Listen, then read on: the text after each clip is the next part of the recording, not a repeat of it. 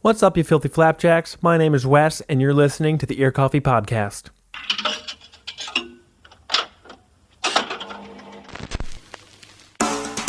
For today's episode, I chatted with jazz pop quintet Rabeca. In March, they released their debut album, Potluck. We talked about the album, the band's history, their song composition process, and a whole lot more. Here's my interview with all 5 members of Rabeca. How are we doing this morning? Doing great. All right. Sweet. So just to start things off, if each of you wants to share your name, your pronouns, and what your role is in the world of Rabeca, that'd be great. Any order is fine. Sure. All right. I'm Anna Doldy. I use she, her pronouns, and I am an alto saxophonist with Rabeca. I'm Satchel Bruna. I use he, him pronouns, and I'm the drummer of this outfit. I'm David Monkfold. I play the bass, he, him pronouns. I'm Alex Rack, he, him, and I play keys. I'm Colleen, she, her, and I play guitar. Lovely. So to start, what was your first kind of formative, like if there was a moment that really you connected with music for the first time, just like growing up, where you realized that your relationship with music is a little bit more than just the average casual listener, which would obviously lead to you going on and writing, playing, being in a band. And in y'all's case, more specifically, did you have a separate moment where you first connected with jazz music? Because you're the rare jazz band in the cities that isn't like a bunch of 50-year-old dudes that have been playing at the Dakota like every Sunday for like 10 years. We're trying to get there, though. Hell yeah. I guess. Yeah. Sorry. My first. I guess I was kind of exposed to jazz through hip hop. I started listening to a lot of hip hop in like middle school and high school, and that through like samples and just improvisational stuff led me towards jazz. And then I took a lot of music history classes about jazz, and that made me even more excited about it. And then as far as just when I decided to play music, I think my parents made me play music, so I always just was playing, and then I was just like, this is awesome, I should do this better, I should do this harder, try harder and focus more, because this is really rewarding. So that's kind of how it started for me. Similarly, my parents put me in music when I was a kid. I was in choir my whole life. I'm actually a choir director by trade. So choir was my entrance. But then in middle school, I did jazz band, which was totally lit. Thank you, Mr. Goldberg, wherever you are. Great dude. And then similarly, like I came back to jazz through hip hop when I was, in college and learning about music more, and as I was learning about music for school, and moved back. I started playing piano when I was little, and then when I went into the music store one day when I was like 9, I saw this Daisy Rock guitar, which Daisy Rock is a brand that caters to young girls, and they make guitars which are a little bit ridiculous. I think these guitars should be for everyone because they're really cool, not just for girls, but they are shaped like daisies and hearts. And so I got a purple sparkly heart-shaped guitar as my first guitar, and that's why I wanted to learn the instrument. So didn't really know anything about the guitar, but that like learning is how I got really interested in like playing music, because I wasn't that into piano. So yeah, that's what got me playing. And then when I went into college, I wanted to keep playing, but was doing mostly like rock and blues. And our school, McAllister, doesn't really have much in terms of like popular music performance. So I did jazz band with Anna. That's where I met Anna.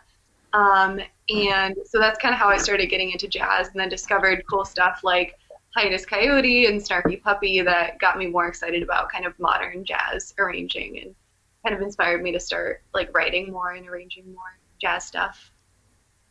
Awesome. Anna? Okay. So I started playing music in a similar way. I started with piano lessons, and that wasn't really my cup of tea. But I picked up the saxophone in 4th grade, and I mentioned this on Colleen's podcast too, but the first memory I have of being like super excited about playing music was there was like a blue book and a red book, and I remember I had like passed through the blue book like pretty early on, and I have this memory of like walking back to class from a lesson and being like, yeah, like I did that. That felt so good. And like just like I don't know, like the joy of just like continuing to learn the instrument, like that really sticks with me.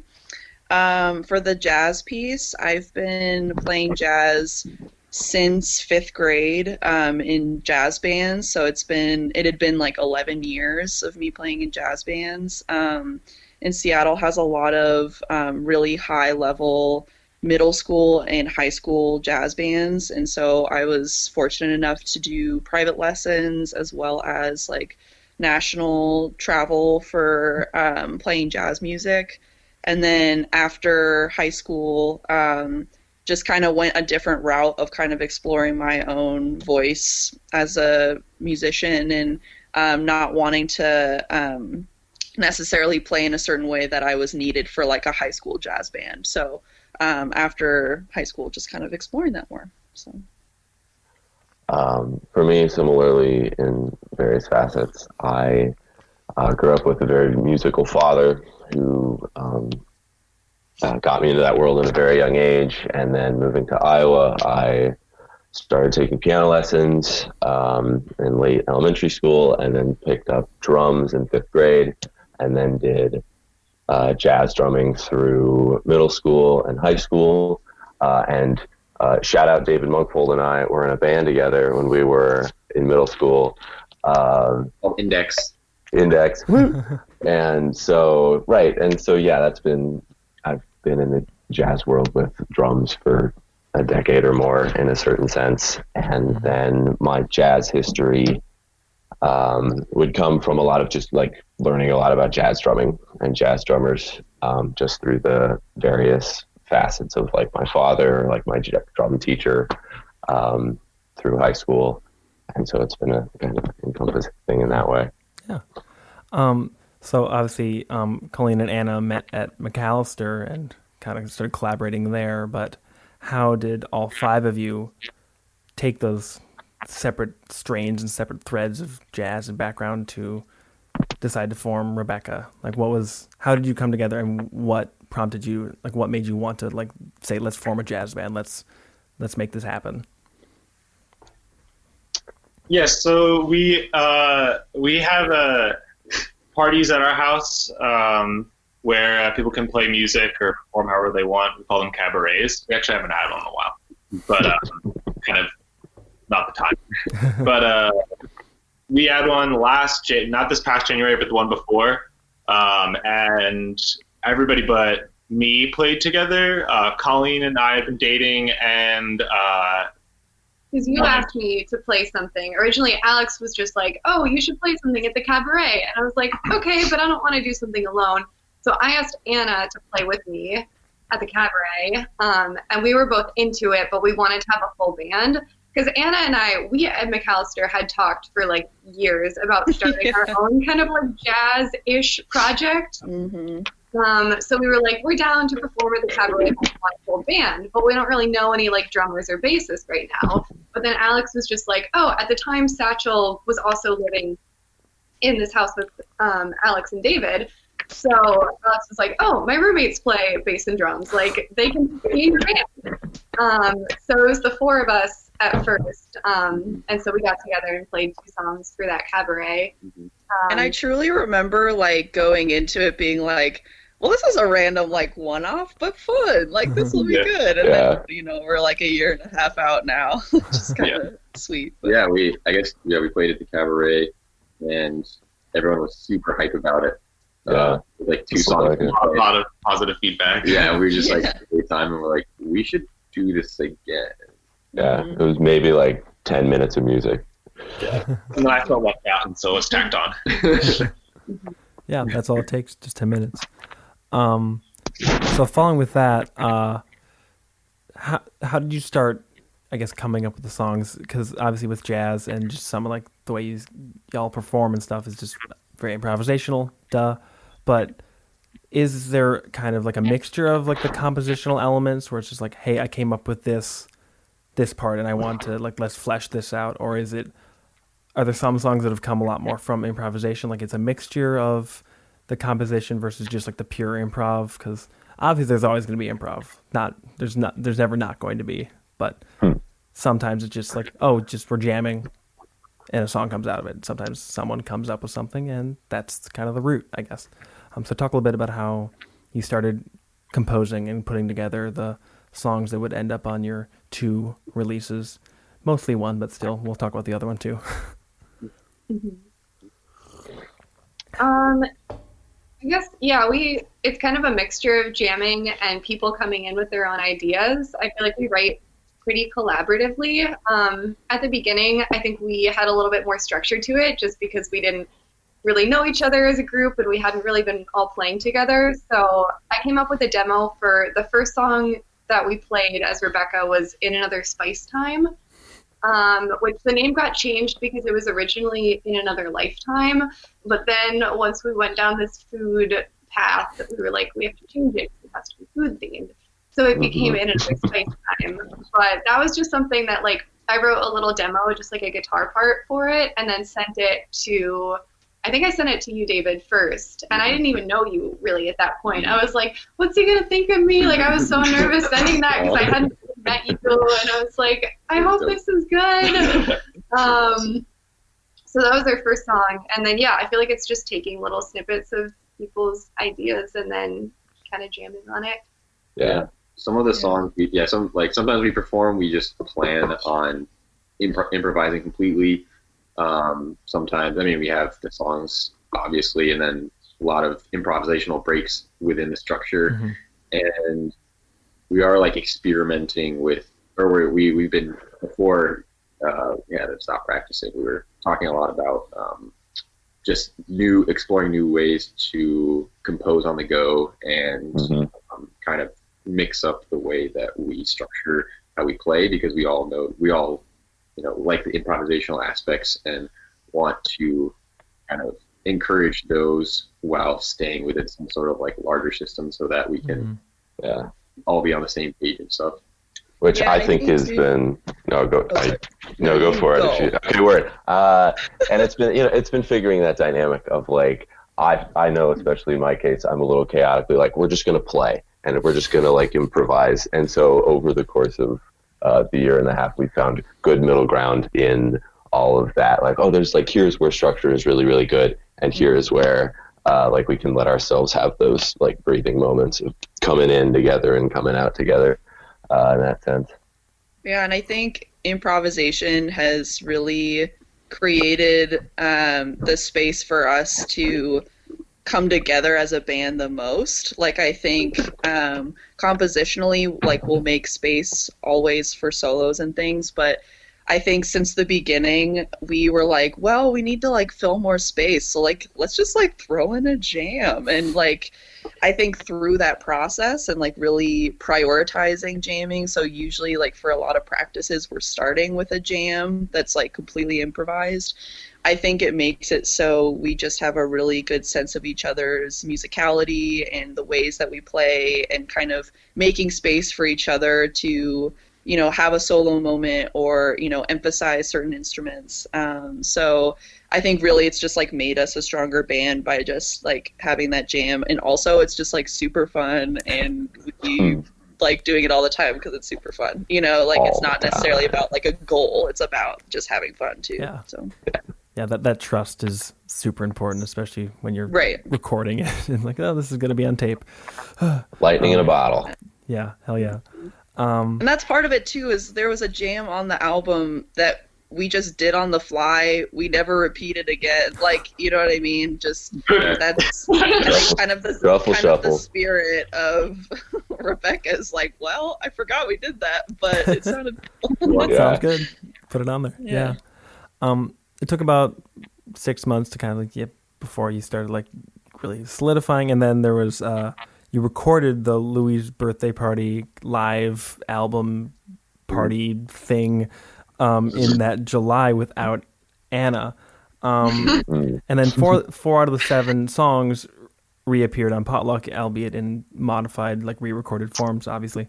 How did that kind of unique experience come together? Was that something like one like the house jam sessions, or was that a different opportunity that was like working with like other friends and people in the community? And then why record it, I guess, beyond just a normal like jam? Yeah, so Louis is a friend of ours. He's actually in a choir with me, and he also has his own band that's super fantastic. What's his name? Back to that. I had to make all those tapes. I've heard that name so many times on the tapes. I forget. Yeah, but they were recording like the whole event. They were just having a show in their garage, and a few different bands played. Mr. Submissive played. It's the Enigmanauts. The Enigmanauts. Yeah. Enigmanauts. Yeah, so they just like recorded us as well. Unfortunately, Anna couldn't be there that night, and so we had to just like a kind of try to record our songs in a different mode. It's kind of weird. You could tell that by the two different recordings that like it's a very different dynamic when we're missing one of the pieces. And listening back in the recording after having recorded the second version, it's like, ooh. Like, we were just trying to arrange our songs so that we could play like the melodies and everything without Anna. So like all of us were just arranged to be like, how can we do this without Anna? So listening back, it feels very disjointed because like those arrangements were just made for that one performance.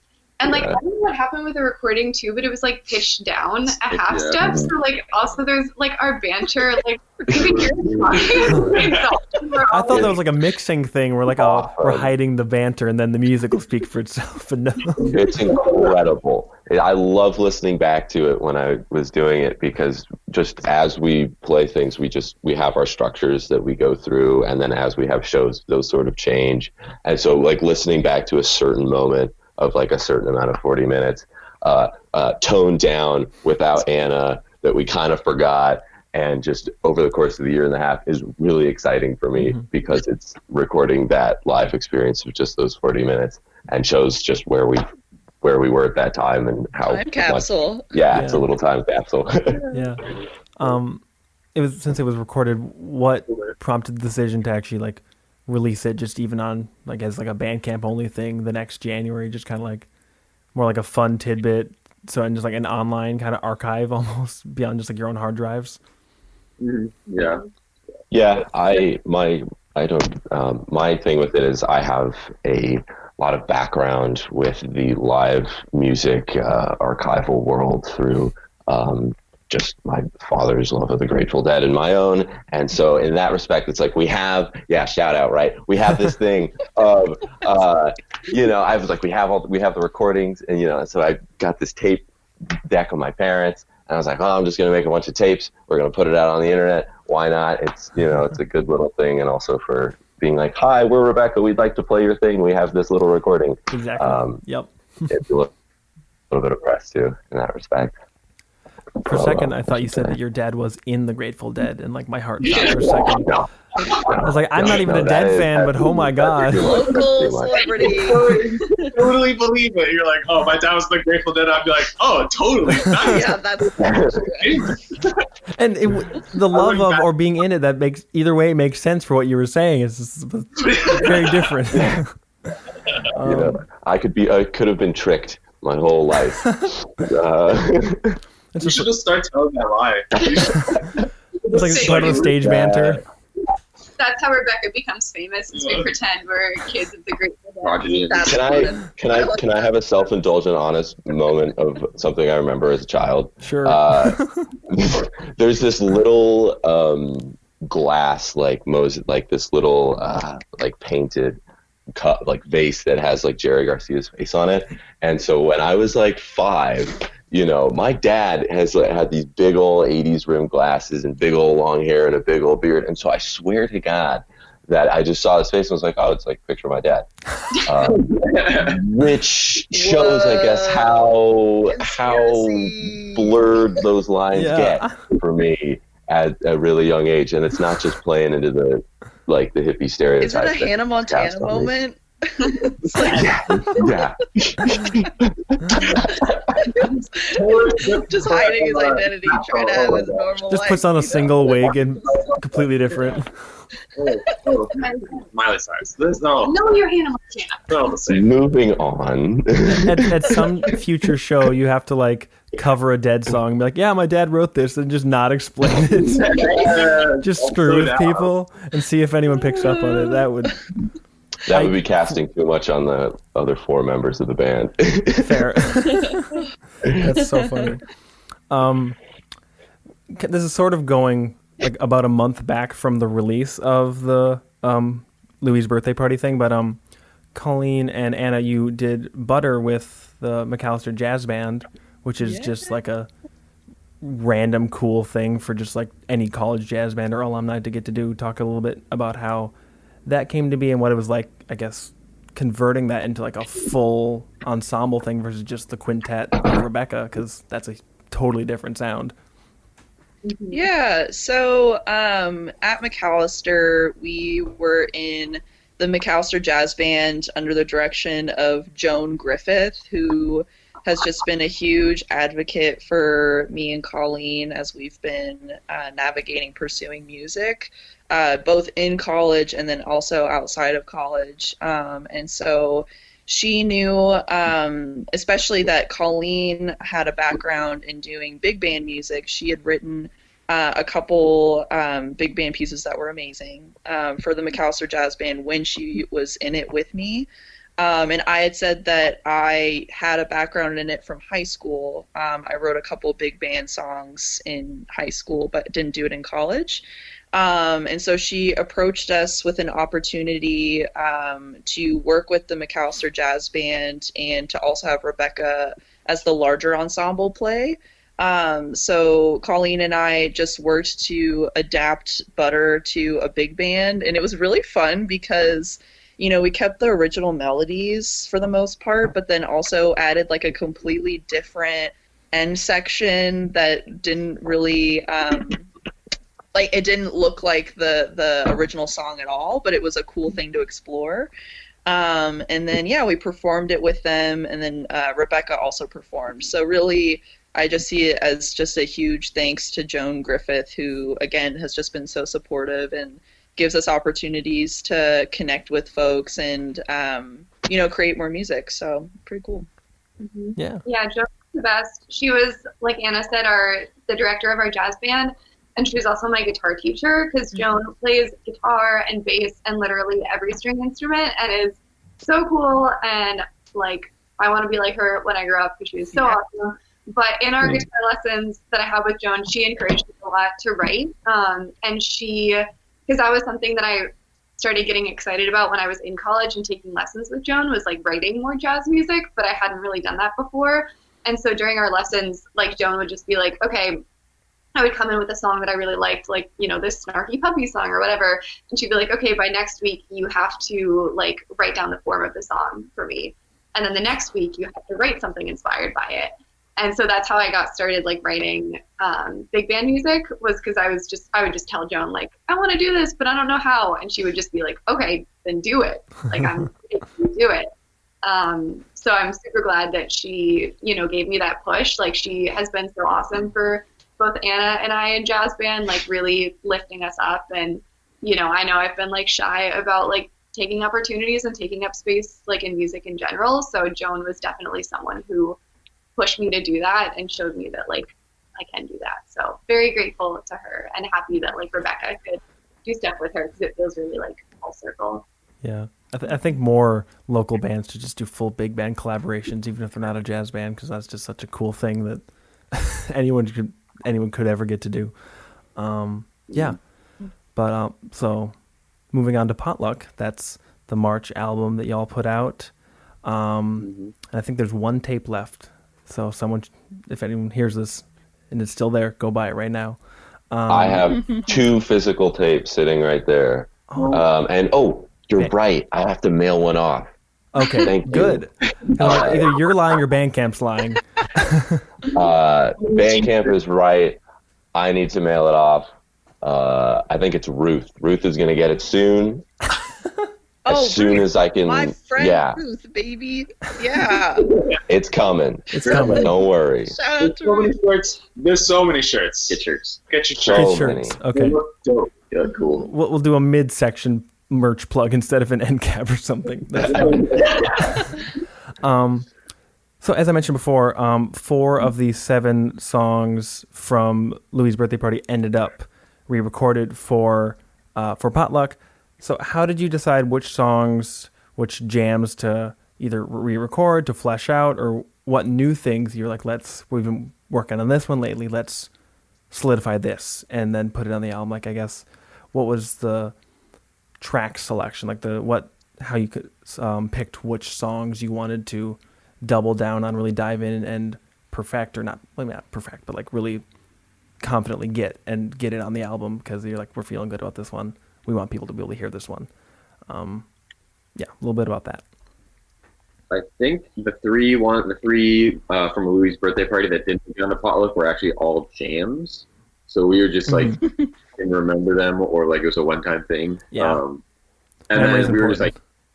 and we were just kind of continually grinding on a core set of songs that were like, we should make these. And we were planning it for a really long time, like forever. And we recorded a lot of stuff like pretty early, and then waited a long time and re-recorded some August. stuff. We recorded in August. Yeah, so we've been sitting on it for a long time. And most of it, have written new music that eventually will get recorded, like Baby Carrot, right? It wasn't on the album. Woo, yeah. yeah. And Coming. most of it was done live, just outside my bedroom, with our friend Holden Bothan. Very appreciative to that. What? Not outside, it's in a different room. In a different room. There was a brief flash of just like the house yard, but I realized what you meant. Yes, gestures don't come across on podcasts, right? And so, right, we were sitting on it all like since August, and just, I think that's sort of, it's not a trick, but it's, we only had so many songs at the time. Was another thing, and I mean that's yeah, we can have all these all the improvisations. Now I'm losing my ability to speak.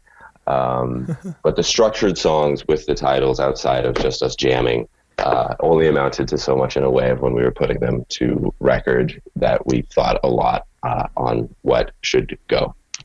Yeah, so I think, just to piggyback off of that, I think that we recorded a lot in August, honestly, as a way to just have the songs recorded at all, because we had been playing a lot of the same content, and obviously a lot of jams too. But I think at that same time that we recorded, and then into the fall and winter, I think that we were prioritizing like trying to get out and like gig different places and like make new connections and stuff. So we were sitting on it, but also hadn't really been fully like exploring, like trying to gig as much as we could. And so we kind of started to do that more going into 2020. And then really during that time too, like trying to figure out the logistics of adding different songs or mixing and stuff. But then I think when it did get released, like it felt like we had done a lot of work after the recording to, again, like connect with people and play different places in a way that made it feel really good to put it out, and feel like we had already worked through some of our goals after we had already recorded the album, So I think that was kind of a cool thing about it, was like having that trajectory of like shows and stuff that we had, and then releasing it too. So I think that timing was helpful for that. Yeah. With the recording in August, I think with the exception of the one that you mentioned was pretty much a jam that just you forgot about it almost on the album. Were all those songs like the ones that had already been like kind of, I guess, sanded down to being songs, like instead of just, okay. Yeah, most definitely. Okay. And was the reason that only the one jam ended up on there, or even just including even the one, versus all the other ones being more thoroughly composed, so to speak? Because like you're not like a jam band in any means, not to bring back the dead, but It's just Isn't like, all jazz just a jam band? to a degree, yeah. But that's No, moving on. yeah. Why include only the one? Like, what was, and like, there was a clear emphasis on the recorded stuff, but like, why even include the one? Why not include like one or two? I guess you might have already kind of touched on that, but just yeah. That just happened to be that warm up jam of that day, and we just had the mix on. And afterwards, we were like, "That was dope." Yeah, it was really great. And that was there's no rhyme or reason to that jam in particular. I think it just ended up being a warm up jam that we liked. And yeah, the rest of the time we were really focused on just getting recorded what we had, like songs that we had. We didn't really jam again after the warm up because we were just trying to get it done and be effective about what we were there to do. Yeah, we were very efficient. When we recorded in August, it was just one day, literally, and we recorded all of our songs. 14 takes? Yeah. It was like 14 takes, I think, for the whole album. Yeah. Dang. Like 14. Maybe like 4 hours in total with a break to get food.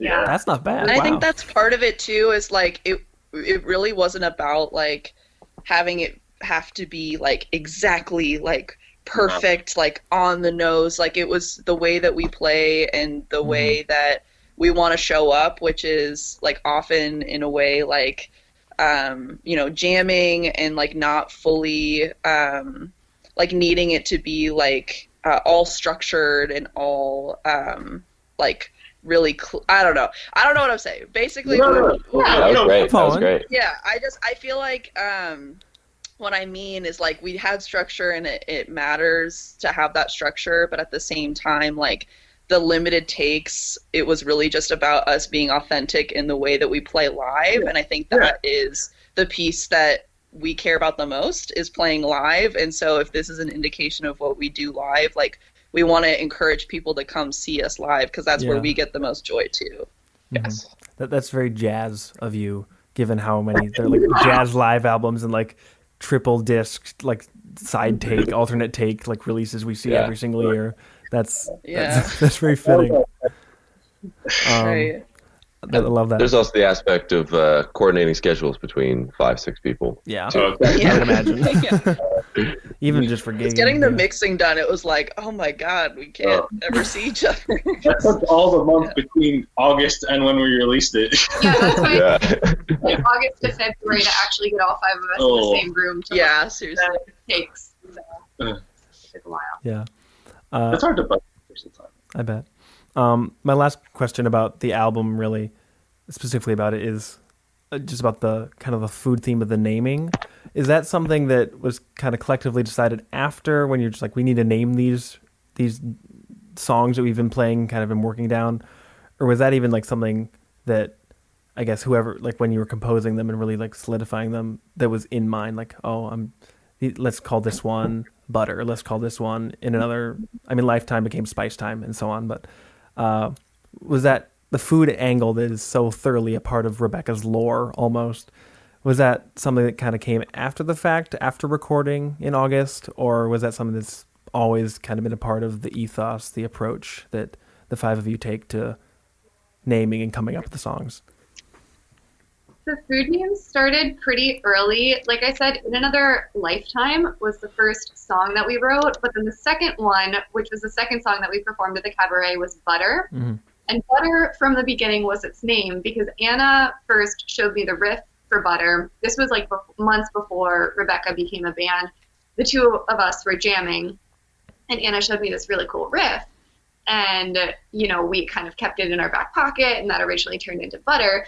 But when Anna showed me that riff originally, the house she was living in had this foster cat, which was like an orange kind of tabby cat, not the nicest or the friendliest cat, kind of had an attitude, but its name was Butter.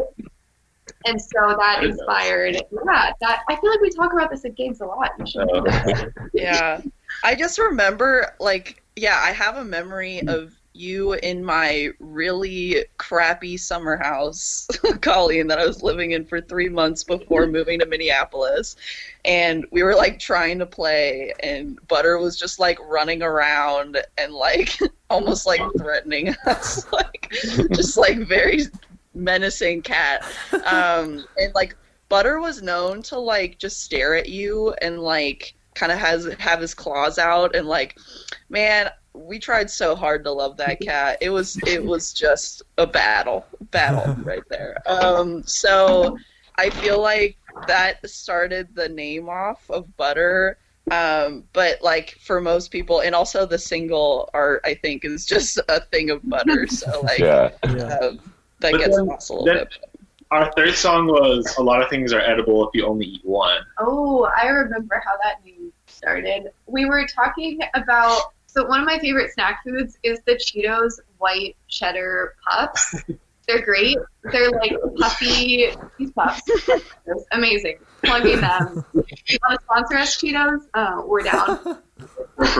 Go corporate for the puffs. Yeah. So you're talking one album in, already sellouts. If only, man. So I was raving about those because I love them. And then we were talking about how they're kind of like packing peanuts. And then someone was like, oh, packing peanuts, those are edible, right? And then I was like, yeah, but like a lot of things are edible if you only eat one. So then we were like, oh, we got to make this into a song. Or we already had a song and we were like, that's the name of it. Yeah, right. I feel like that's what happened. We were like, yes, that jam. Let's just Yeah. Also part of the food stuff, at least when I think about it, is that we like to make our music like accessible and like digestible and like kind of like adding, we like to have catchy grooves, catchy melodies, pop, like we covered pop songs at like shows sometimes, and like we like to keep it at a level where it's not like it's high-minded. Yeah, it's like a snack, it's like you want to keep like hanging You're out. not snooty. It's not like abstract. It's just like something that you hear and you bob your head to, no matter like who you are. Yeah. Like jazz has so much baggage nowadays. It's just a word in like American perception of music. So I feel like we like don't call ourselves a jazz band. We always qualify it to some degree. Yeah. Just because of that idea that I tell my mom we make jazz, she's like, oh shit, it's just gonna be like Charlie Parker and like 2 hours of like sax solos, and it's like not. We like definitely like have a catchy tune that comes back, or like is like the center of most of our pieces. Yeah, even just with like the naming and like the conceptual thing of it, it's just like a lot of jazz bands now are just like, this song is about space and comets and the feeling of being alive, and you guys are just like, it's about a cat named Butter. Yeah. And I love that. It's that more down to earth than the hippy dippy nonsense. Yeah. That kind of leads into my next question. Since I feel like it's rare for, I guess, younger, I mean, like 20 something, even just like being younger jazz bands to like have a place in the Twin Cities music scene in general, like disregarding like DIY and like basement shows and everything. Like that's totally beside the point. But it seems like there aren't very many of those younger bands. Like I've only even like heard of a few, you being included, outside of like college bands or like people that like just like play weddings or like maybe like jam at a bar for like $20 or something, and that's all fine and good. But like you guys are actually recording, releasing music, and doing a bit more than that. So how have you kind of found that role? Like kind of, especially given how you're so conscious of being more accessible and not presenting as like a highfalutin jazz band and trying to get people to actually engage with the music, and finding shows, especially like over the last like year or so pre-lockdown and everything. Just like have you kind of found a way to fit in with the shows, with just the way you approach your music and present yourselves to listeners and audience members? Yeah, so I feel like there is like a larger trend of pop jazz right now in music, like Snarky Puppy and Hiatus Coyote and Bad Not Good. There's a whole bunch of groups that are like just becoming really popular now. Louis Cole, yeah. Yeah, and we're all fans of that music. And so I feel like that just is like what we've been listening to. And then on top of that, it just happens like to be our instrumentation. Like we had a really talented jazz saxophonist among us and a really talented jazz guitarist and drummer. So it was like, okay, this is the talent that we have, this is the music that we like. I feel like it was just came from the combination of those two things. It's definitely helped being fluid in that respect, because it has been a challenge to like find what venues are appropriate for what we want to do. At all sorts of events and venues, and finding bands to open or to play with. Like we'll be playing, we'll have like a indie kind of rock band or alt rock band open for us, and then we play, or like singer songwriter open and then we play. So it's been like weird stringing together whole acts and finding venues. Yeah. On the one hand there's like a bar scene, and it's like on the one hand there's like a sit down dinner scene, and finding in betweens, and just like kind of showing up and being prepared for anything, and being prepared to respond to the environment, because there isn't really like a paved out kind of path for this type of music. Yeah. We're waiting for Dakota to call us though. I do feel like we like started with like the kind of like background jazz kind of stuff. Like our first gig after the cabaret was to be like a house band for a show, Vector 9. So that was a cool thing, but like I really think wonderful. As we've gone through the past year and a half, we've been getting, I think, more recognition as just a group that can be, I think, a little bit more versatile instead of just being a background music kind of group. We can fill that role, and a gig's a gig sometimes, but also like other groups are inviting us to play shows where it's going to be like super loud, but we're like in it with them, so like I think it just goes to show that it's hopefully doing what we're wanting it to do, right? Which is to be accessible and like have folks want to have us on the bill, So I think that is happening. And I just want to say too, like in reference to the jazz piece, I think within that like pop jazz kind of movement, I think there's a really important recognition of the past of jazz, and like recognizing like particularly like the like Black musicians like from earlier in like the 50s on who have really shaped the music that we are engaging with now, but also looking for new alternatives and looking for new ways of creating jazz fusion. So I think like as a group that's like majority people, white people, like, I think that it's important for us to like recognize it as a form of jazz, and recognize where that music's coming from, but also recognize that we're not necessarily trying to go down like a particular like purist jazz route. Like it's more trying to find new fusion, which I think honestly is a lot of like alternative rock, pop, and like kind of indie rock, honestly, is I think one of our biggest fusions too. So just wanted to make that point too. Yeah, no, that's pretty apparent, and just from what you said, and also just listening to the music, because you're not like a Coltrane cover band, but you're also not like disregarding all the classics and all the history of everything, because it's so significant and everything. With those few times that you have played like those kind of confounding bills with like very whiplash type listings, and like unfortunately the show was canceled, but like the album release show with Alien Book Club and Floodwater Angel, that's just like, holy shit, 2 out of 3 bands have saxophones. That's tight as hell. Like that's also super rare. Alas, that tragically did not happen. We will not dwell on it. Not yet. Not yet. Good point. But with the other shows that you did play, whether it was at somewhere like Kitty Cat Club, or you did like I think a show with like Rachel Berenger, who's like like this, I think the singer-songwriter you alluded to earlier. What have those experiences actually been like, just in the moment, kind of audience reception, how you all perceived it, and I guess how it informed how you proceed? I would say, at least in the essence of it coming together, is that it's a lot of just the people we know in our lives through various facets, as well as just like knowing the folks in Alien Book Club, knowing Rachel, knowing, so it's a combination of the localized folks in our lives who we know who also are musicians, and then also the folks who are like, oh, wow, this is cool, this is neat, be on this bill, in that sort of senses. But that's what I have to say. Yeah, like it's a lot about building community. Obviously, I feel like all music making has that to some point, like at its heart.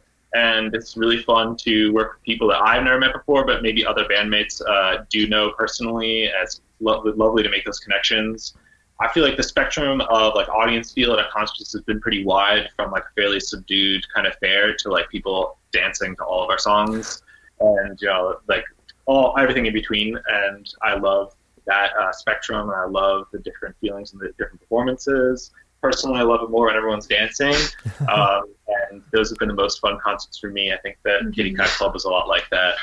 But yeah, it's been a whole spectrum, and I feel like the people who we've played with have kind of shaped the feel. Everybody, brings their own crowd, and that's who you have in the audience. And it's fun to see how when we perform with different people, the composition of the audience changes, and it's always lovely. Mm-hmm. Alex also sings that we have a cover of this song called The Blob that we do a lot at live shows. We did it first for a Halloween show because it's from a horror movie. Yes, The Blob. Called The Blob, yeah. That was where we first did it, but Alex sings it, and we've been doing it at shows since then. Always so much fun. Like, It's a banger. Did it once, yeah, and you like, ran out into the audience, and we're like lying on the floor, and that is always super fun to like get people engaged, because sometimes people are like kind of quieter at our shows, or like it always depends. It's fun to like kind of engage with people a little bit more. I also feel like no matter who's playing or what crowd they bring, there's almost always connections. Like people already know each other from the different crowds that show up. So it's like it seems like there's still overlap between all the different, even if it's super different music that we're playing. The crowd's there's always some overlap in the musical community that is watching. Yeah. Mm-hmm. Cool. That's all of my official questions, but I like to wrap things up, like I said, with the same final question. And again, in the case of y'all being, well, if you don't want to be called a jazz band, I guess one more question: how would you want someone to describe your band? Like, if you had like put a tag on it, which I know is stupid and completely arbitrary, but like, if I feel bad just saying like, yeah, you're a jazz band, because you're more than that, and that just feels reductive. It's just because like you play music that's rooted in jazz and like is part of that, like that pop jazz. Would you say would pop jazz be a more adequate descriptor if you had to pick one? Butting against the question of genre. Go back to being a little bit more high-minded. What is the value of that? Just kidding. Yeah, I don't think there is any. Genre's whack, but people like it when you can compartmentalize. So. Totally. It's like your elevator speech for your job title or whatever. Mm-hmm. I feel like I think pop jazz is appropriate. Okay. Jazz fusion, which is like so vague, but a thing. So it means Rabeca and Herbie Hancock all in one. Yeah. Did David say something funny? I didn't hear him. I said jazz influence with fusion. I would say as say that out loud. Just the drummer, as like Satchel the drummer. As Satchel the drummer, I just hear like, I'll be like, oh, Colleen's playing something that's very Led Zeppelin one-y. All right, time to tap into some Bonham. And in that essence of just there's the background that I come from in my jazz world music that I listen to, of just sort of like Colleen going off, and then Anna going off, and David going off, and Alex going off in a way where I just sort of like, and it's hard for me to put that like labeling to it, because I just sort of just follow the leader, track on with different stuff. Yeah, it's just being reactive. It's a podcast. The gestures don't come across as we learned earlier. Right, and so that's so when everybody's like, when we're all together and we're playing, I'm just sort of like looking at each other, or I'm closing my eyes and becoming frustratingly difficult to communicate with myself. And so that's how I would qualify it, in a sense of just, in my perspective, as Satchel the drummer, of just reacting to what I hear from everyone else. Yeah. Okay, I'm glad that y'all had very good answers for that, because that's a real shit question, and I hate ever having to ask it. So thank you. Don't worry, I ramble. Back to the actual question. So this this is how I end every interview, but I'm going to add a little bit a modification to it, since you're a jazz, pop, jazz, fusion, whatever the hell. What music have you been turning to, just like to kind of keep yourself sane in quarantine, and just local or otherwise? What have you been listening to? And I'm also very curious to hear if each of you has like a favorite jazz specific, like jazz composer, jazz performer, living or dead. It could be Duke Ellington. It could be someone from Bad Bad Not Good. It could be, or Kamasi Washington. It could be literally anything. I'm just interested to hear what each of you have to say for that. If you need to take a second to think or pull up your Spotify or something, this is the part of the interview where that happens. I feel like I've been listening to a lot of like kind of London-based jazz music, like Yusuf Days, like Kamal Williams, what else? Joe Armand Jones, a lot of like kind of electronic, funk, hip hop, jazz music, which is kind of like a poppin' scene, as it's probably not right now, but as of a few months ago. And then a lot of hip hop. Freddie Gibbs just put out an album. He did with Alchemist, yeah. Yeah, we've been listening to that a lot since yesterday. The new Freddie Gibbs album is so good, and actually has a similar vibe to the music that we do, I think, to some degree in the beats. Well, yeah, Alchemist, that's hell yeah. Yeah, and Pink Seafood, another hip hop artist that came out with an album this year that we've been listening to a lot. Also, that has like some jazzy vibes to it. I think personally, I'm like my identity as a musician doesn't align with keyboard. That's my third instrument. I'm mostly a singer, yeah, and I kind of like am figuring out jazz keys as I go. So I feel like the ethos of that might like align with like Monk, who just like has an ethos of like kind of just like looser in the way that he performs, and like it's like not like totally gelled within like the jazz structures that he existed in. But like most of like singers are like the bigger influences on me, and yeah, that's fair. Yeah. So I feel like Michelle Indincello, how do you say her last name? I forget. But that's what I've also been listening to a lot recently, and yeah, so that's cool. My answer, I think. Yeah, I've been listening to a lot of Moses Sumney, the Full Gray album, and I think a lot of things to try and feel some sense of calm. So that includes that, and music by Ravina, music by, this is older, but Laura Mvula is somebody that I listen to just all the time. My personal life, Genevieve Artadi just released a really cool new single. Yeah, just Sid Arthur too, just like a lot of orchestral fusion kind of music. That's like my favorite kind of stuff, and it like helps make me feel calm too. So. Oh, there's also something I just thought of that Anna just reminded me of. The album came out like last September, I think, but the Sunday Service Choir, which is like the choir that Kanye used in his last album, they came out with their own album, like Jesus is Born or whatever, I think. Yeah. But I forget they have their own album. I think it's called something different, or actually I don't remember the name of it is. But okay. I've been listening to that so much, and also has like a much more like orchestral, like put together, like fuller sound to it, and like the singing that has been an inspiration in the past couple months, and definitely has been like uplifting in the current circumstances. Yeah. I'm really trying to go through it. It's been outside of the traditional jazz genre, but since there was a record store that I used to volunteer at, Dead Media, and since their unfortunate demise in a sense, I've been picking up a bunch of vinyls from Colin, and so I got Fela Kuti's live album with Ginger Baker, which has just been absolutely blowing my mind in those respects. Surprised when Satchel gets into Fela Kuti, I feel like that could be your other dad. Yeah.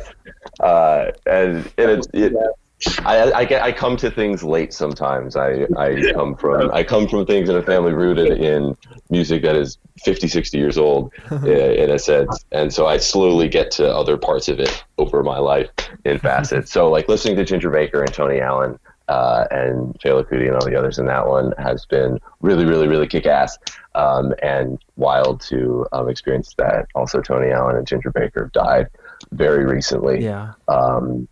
As a drummer in that respect and as pioneers in those in the Afro-Cuban jazz scene, drumming scene. So there's that, and then also a lot of psych rock. And so those are the drumming perspectives of what I've been listening to. And then there's the folky in me that's been listening to a lot of like Blaze Foley and just various other, sort of singer-songwriter-y. Satchel, didn't you just write a song? What's that? Didn't you just write a song? Oh yes, I did. I put some music out on the internet at least recently. I have an album coming out someday. It's called When Willem Met the Princess. It's on Spotify. I also put out a song with my boy Peter Constantello. It's called Lemongrass, and his song Lady of the Lake, which is also on Spotify. Check it out if you're feeling so inclined. There's a lot going on in the world. Music comes secondarily in facets like that, but it definitely exists on the internet. And yeah, that's all I got to say about that. Cool. I feel like I've been listening to a lot of like upbeat music. Like I'm trying to keep my energy up these past couple months, and like, not being able to see friends and like feeling kind of isolated. I've been turning to Carly Rae Jepsen a lot, who has been one of my faves for many years, but right now Dedicated and Emotion, and now the new Dedicated B-side. Just such a blessing. So grateful to Carly Rae Jepsen in these trying times. She's amazing. I've also been loving the new Fiona Apple album. Incredible. Outdone Herself, like another super relevant album, like super uplifting, talks about heavy stuff, but in an empowering way. So really been loving those two. But in terms of jazz, been listening to some Crumb lately. I love Gretchen Parlato. She has been a big influence in terms of like her arrangements. She does a lot with just like nylon string guitar, upright bass, and vocals, and does a lot of really like inventive vocal tongue clicking and all of that. So really love her, love all of her covers. She arranges a lot of like jazz standards, but in really new ways, pulls on some bossa nova guitar, which I really like. So she's one of my faves. That's what I've been. Well, thank you so much for chatting this morning. Rabeca's album Potluck is available for purchase on Bandcamp and streaming wherever. Get that last tape, buy the shirts. What is the social media handle? Is it just at Rabeca Band or something? This is Rabeca. This is Rabeca. Okay. This is Rabeca. At This is Rabeca on all of them. Check them out. Hopefully you already have if you're listening to this interview and you've made it this far, but if you haven't somehow, go do that right now. Thank you again so much for being here. Stay safe if you're going out and protesting all the terrible shit our city's doing. So thank you. Yeah, take care, everybody. You too. Care as well. Yeah. The Ear Coffee Podcast is a companion to the blog of the same name. If you like this episode, please leave us a rate and review so we can stand out among the other music podcasts. You can follow us at Twitter, Facebook, and Instagram at Ear Coffee. Thank you for listening, and we'll see you next time.